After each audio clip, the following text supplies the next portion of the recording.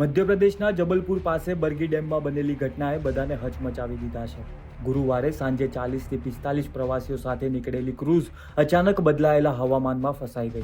ભારે પવન, વરસાદ અને ઉછળતા મોજા વચ્ચે ક્રૂઝ પલટી થઈ ગઈ અને ક્રૂઝ ડૂબી ગઈ।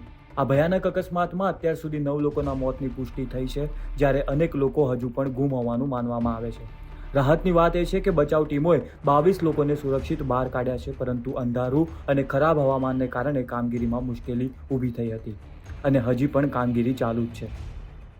जिस तरह से एनडीआरएफ ने अभी प्रयास किया है, 2 बॉडी निकाली हैं, लेकिन अभी अंतिम रूप से कहना कठिन है कि अभी अंदर और कितने लोग हैं।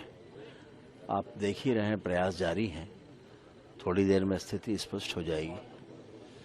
हम सभी तो प्रार्थना ही कर सकते हैं कि